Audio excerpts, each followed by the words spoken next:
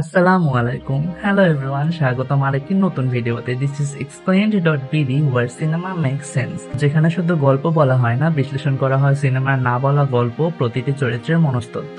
আমরা এক্সপ্লেন করি each and every frame, dialogue and twist. আপনারা যারা এই চ্যানেলের নতুন তারা এখনই সাবস্ক্রাইব করুন এবং পাশে থাকা বেল আইকনটি বাজিয়ে দিন। Now let's jump into the video.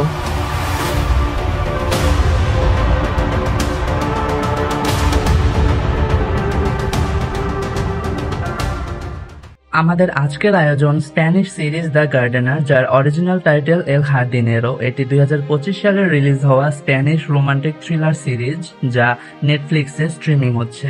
এই সিরিজের মূল চরিত্র এলমার, একজন মস্তিষ্কে আঘাতপ্রাপ্ত যুবক যার কোনো অনুভূতি নেই।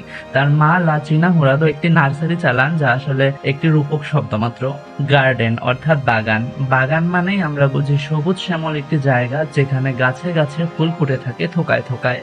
রং বেরঙের ফুল ও গাছগাছালিতে ভরা একটি মনোরম জায়গা। আজ এরকম এক বাগানকে ঘিরে আমাদের আজকের সিরিজ। কিন্তু এ বাগানের আছে এক বিশেষত্ব। এ বাগানে ফুল ফোটে না, এখানে মাটি রক্ত চষে। এ বাগানে যে গাছগুলো বেড়ে উঠেছে তাদের শিকড় জলের নয়, পাপের স্রোতে ভিজে আছে। এই গার্ডেন চোখ ধাঁধানো, কিন্তু যে দেখেছে এর ভিতরের আসল রূপ তার চোখ আর আলো দেখে না। কেন বললাম? আসুন বলছি। পূর্বের অনেক সিরিজের মতোই এই সিরিজেরও একজন গল্পকথক আছেন, যিনি চিনা হুরাদো অর্থাৎ এলমারের মা। প্রথম এপিসোডে শুরু হয় একটি সমুদ্র পাড়ে, যেখানে সিরিজের প্রধান চরিত্র এলমারকে দেখানো হয়। এখানে বলা হয় ছোটবেলার এক অ্যাক্সিডেন্টের কারণে তার মাথার ডান দিকের মস্তিষ্কের কর্টেক্সে আঘাত পায় এবং সে তার অনুভব করার ক্ষমতা হারায়। সে জানে না খুশি, দুঃখ বা ভালোবাসা আসলে কেমন অনুভূতি জাগায়। ভয়ানক শোনায়, তাই না? কিন্তু এরও কিছু সুবিধা আছে। অসুবিধাগুলোকে মেনে নিলেই সবকিছু কেমন যেন সহজ হয়ে যায়। এলমার এখানে অ্যান্টন গার্সিয়া মার্টিন নামক এক ব্যক্তির ঘাড়ে ইনজেকশন পুশ করে এবং মার্টিন তখনই মারা যায়। এরপর এলমার মার্টিনের জিনিসপত্র এমন ভাবে গুছিয়ে রাখে যাতে পুলিশ ভাবে লোকটি সাঁতার কাটতে গিয়ে সমুদ্রে ডুবে গেছে। এখানে দৃশ্যায়নের সাথে সাথে কথকের কথা চলতে থাকে। এলমার ছোটবেলা জানতে চাইতো সে অন্যদের মতো কেন নয়। সময়ের সাথে সে তার জিজ্ঞাসা করার ক্ষমতাও হারিয়ে ফেলেছে। এরপর সে মার্টিনের লাশকে গাড়িতে করে নিয়ে যায় এবং তার বাগানে নিয়ে গিয়ে কবর দিয়ে দেয়। এরপর এলমার তার বাসায় যায় এবং তার মা তাকে খাবার বেড়ে দেয়। খাবার খেয়ে এলমার বলে খাবার খুবই সুস্বাদু হয়েছে, কিন্তু তার মা বলে তার এক্সপ্রেশন তো অন্য কথা বলছে। অর্থাৎ এলমার এখনো সঠিক এক্সপ্রেশন দেওয়া শিখতে পারেনি, কারণ সে তো অনুভব করতেই পারে না। কেউ অনুভব না করলে কিভাবে সঠিক এক্সপ্রেশন দিবে? কিন্তু এত কিছুর পরও তার মা তাকে পৃথিবীতে সবচেয়ে বেশি ভালোবাসে। খাবার খাওয়ার পর সে নিজের ঘরে গিয়ে তার গার্ডেনের গাছের ছবি আঁকতে থাকে। সে গাছপালার সাথেই বেশি সময় কাটায়, কারণ গাছেদের সাথে জোর করে এক্সপ্রেশন দেখাতে হয় না, কারণ গাছেরাও তারই মতো কোনো কিছু অনুভব করতে পারে না। এলমার বিশ্বাস করে botany is the science of beauty. পরের দিন সে বাগানের সেই কবরের উপর চারা রোপণ করে। শুরুতে বলেছিলাম না, এই গার্ডেনে ফুল ফোটে না, এখানে মাটি রক্ত চষে, কারণ তাজা লাশের সারে এখানে গোলাপ ফোটে। রংটা লাল কারণ রক্ত এখনো শুকায়নি। বাইরে থেকে সবুজ, ভিতরে লুকানো কবর। এই বাগান শুধু সৌন্দর্যের নয়, মৃত্যুরও ঠিকানা। এটা বাগান নয়, এটা লাশের লেপে ঢাকা এক শান্ত কবরস্থান। শুধু গন্ধটা পারফিউমের। এই বাগান টিকে আছে মানব দেহের সারের জোরে। এই কারণেই এলমার বলে সায়েন্স আর সৌন্দর্য তার বাগানকে জীবন দেয়। এর পরের সিনে পুলিশ আসে সেই ক্রাইম স্পটে, সমুদ্র পারে, যাদের নাম ছিল ইন্সপেক্টর টরেস এবং ইন্সপেক্টর কারেরা। সেখানে তারা মার্টিনের লাশ খুঁজছে। তারা মার্টিনের জিনিসপত্রগুলোকে পর্যবেক্ষণ করে, কিন্তু কোনো ক্লু খুঁজে পায় না। পুলিশের ধারণা সমুদ্র লাশ ফেরত দিবেই, কারণ এটাই প্রকৃতির নিয়ম।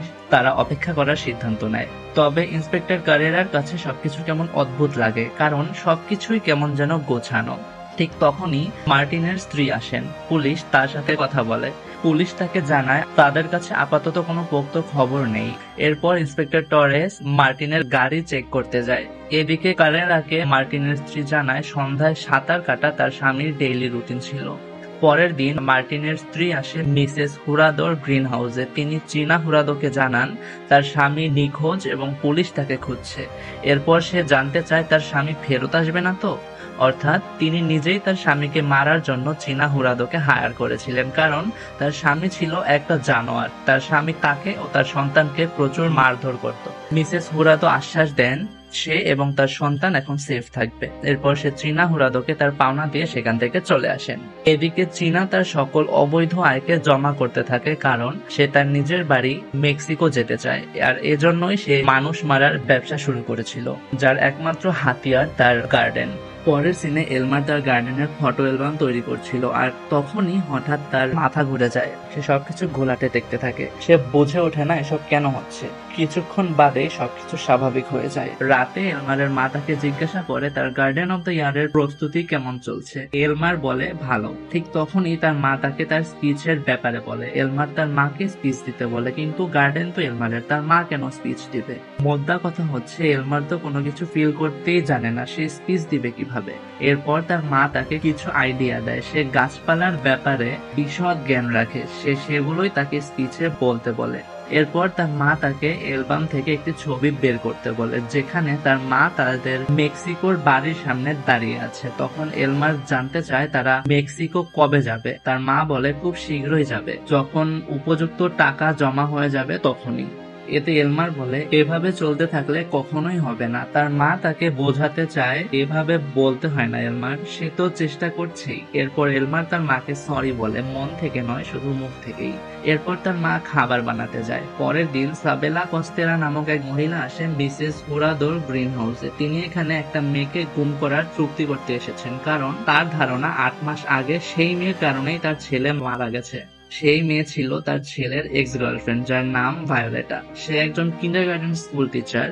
কিন্তু মিসেস হুরাদো বলেন এই কাজে অনেক সময় লাগবে, কারণ তারা সমস্যাকে একদম গোড়া সহ উপড়ে ফেলে। মিসেস সাবেলা এতে সম্মত হয়। বিনিময়ে তিনি বেহিসাব টাকা দিতেও প্রস্তুত। পরের সিনে মিসেস হুরাদো এলমারকে ভায়োলেটার ছবি দেয়। এলমার তার মাকে বলে আবার। তখন তার মা বলে এটাই শেষবার, এই কাজ করতে পারলে তারা এত পরিমাণে টাকা পাবে যে তারা মেক্সিকোর বাড়িটা কিনতে পারবে। শেষে এলমার সম্মত হয় আর বলে এটাই শেষ। এরপর এলমার তার কাজে লেগে পড়ে। সে ভায়োলেটাকে সোশ্যাল মিডিয়ায় ও বাস্তব জীবনে স্টক করতে থাকে। ভায়োলেটা কখন কোথায় যায় সে সবকিছু নোট করে, তাকে মারার প্ল্যান বানাতে থাকে। এদিকে পুলিশ মার্টিনের খোঁজ চালু রাখে। তারা কোনোভাবেই কোনো ক্লু পায় না, কিন্তু কারেরা এখনো সন্দেহ করে মার্টিন ডুবে মারা যায়নি।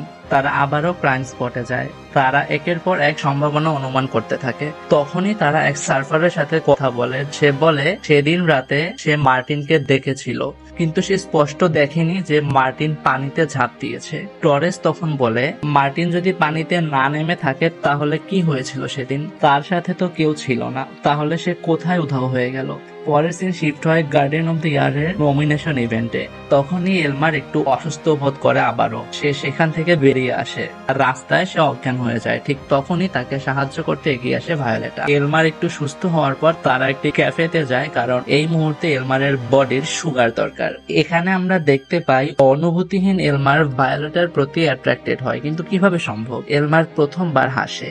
কথায় কথায় ভায়োলেটা জানতে পারে এলমার একজন গার্ডেনার। তখন ভায়োলেটার ফোন আসে এবং সে সেখান থেকে চলে যায়। পরের সিনে এলমার আর তার মাকে দেখানো হয় তারা রাতের খাবার শেষে মুভি দেখে, টাইটানিক মুভি। কিন্তু মুভির লাস্ট সিন দেখে এলমার ইমোশনাল হয়ে পড়ে। সে রুমে গিয়ে প্রচুর কান্না করতে থাকে। জীবনে প্রথম সে কষ্ট অনুভব করে। তখন সে ভাবতে থাকে তার ছোটবেলায় তার মা তাকে কিভাবে এক্সপ্রেশন দেয়া শিখিয়েছিল। পরের সিনে ভায়োলেটা আর তার ফ্রেন্ডদেরকে দেখানো হয়। সে তাদেরকে এলমারের সম্পর্কে বলে। সে বলে ছেলেটি খুবই কিউট, কিন্তু সে ছেলেটির নাম পর্যন্ত জানে না। পরের সিনে টরেস কারেরাকে একটা শোপিস গিফট করে। এরপর কারেরা তাকে বিয়ার খাওয়াতে নিয়ে যায়। এখানে কারেরা টরেসকে সেক্স অফার করে, কারণ কারেরার ধারণা টরেস তাকে লাইক করে, তাই সে তাকে গিফট দিয়েছে। কিন্তু কারেরা ভুল ভেবেছিল। টরেস বলে সে একজন লয়াল স্বামী। কিন্তু এটা শুনে কারেরা চলে যায় এবং টরেসকে বিয়ারের বিল দিতে বলে, যা একই সাথে স্যাড এবং ফানি মোমেন্ট ছিল। এদিকে এলমার গার্ডেন অফ দ্য ইয়ার ইভেন্টে যাওয়ার প্রস্তুতি নিতে থাকে। তার মা তাকে স্পিচ দেওয়া শেখায়, পাচন ভঙ্গি ও এক্সপ্রেশন দেওয়া শেখায় তাকে। পরের সিন শিফট হয় সেই ইভেন্টে। সে স্পিচ দেয় এবং সে স্পিচে শুধুই তার মাকে ক্রেডিট দেয় এবং বলে সে তার মাকে খুব ভালোবাসে। এতে তার মা একটু ইমোশনাল হয়ে পড়ে। এরপর সবাই তাদের গার্ডেনে আসে। এখানে ভায়োলেটাও আসে। সে এলমারকে দেখতে এসেছে। এসেছে। ভায়োলেটা এলমারকে ড্রিঙ্ক অফার করে। ভায়োলেটা তাকে তার কুকুরের সম্পর্কে বলে, যার নাম মিল্কি। সে তার লাইফের স্ট্রাগল সম্পর্কে জানায় এলমারকে। তখনই এলমারকে ভায়োলেটার সাথে কথা বলতে দেখে ফেলে তার মা। রাতে তার মা তাকে বলে তার স্পিচ তার খুবই ভালো লেগেছে। সে জিজ্ঞাসা করে ভায়োলেটার সম্পর্কে। তখন মিসেস কুরাদো বলেন টার্গেটের সাথে এত মেলামেশা করা ঠিক নয়। তখন এলমার বলে ডিল ক্যান্সেল করার জন্য, কিন্তু এতগুলো টাকা আর কেউ দেবে না। এতগুলো টাকা জোগাড় করতে গেলে এই কাজ আরো কয়েকবার করতে হবে। এলমার তাতেও সম্মত হয়, কিন্তু তারা তো চুক্তিবদ্ধ, এই কাজটা করতেই হবে, অন্তত তাদের মেক্সিকোর বাড়ির খাতিরে করতেই হবে। তার মা তাকে অনেক রিকোয়েস্ট করে এবং এলমার সম্মত হয়। পরের দিন এলমার যাবতীয় প্রস্তুতি শেষে শিকারে বেরিয়ে পড়ে। সে তার গ্রিন হাউসে তৈরি বিষাক্ত ইনজেকশন নিয়ে ভায়োলেটার পিছু নেয়। তারা পৌঁছায় একটি নির্জন জঙ্গলে। এলমার ভায়োলেটার কাছে যায় এবং তাকে কথার জালে ফাঁসাতে চায়। তখন এলমার বলে সে এখানে গাছ লাগাতে এসেছে। ভায়োলেটাকে সে তার সাথে গাছ লাগাতে বলে। তখনই মিল্কি দৌড়ে চলে যায় এবং ভায়োলেটা তাকে খুঁজতে যায়। এলমার সুযোগ বুঝে ভায়োলেটাকে অ্যাটাক করতে যাবে, তখনই ভায়োলেটা তাকে আসতে দেখে। সে এলমারকে একটা কিস করে এবং এখানেই ফার্স্ট এপিসোড শেষ হয়ে যায়। শেষ পর্যন্ত সাথে থাকার জন্য আপনাদের সকলকে অসংখ্য ধন্যবাদ। If you enjoyed the video then like, comment and share with your friends. আর যদি আপনারা কোনো সিনেমা বা সিরিজের এক্সপ্লেনেশন দেখতে চান তাহলে সেটা আমাকে কমেন্টে অবশ্যই জানাবেন। দেখা হবে পরবর্তী ভিডিওতে। Until then take care and keep exploring cinema with explained.bd. Goodbye.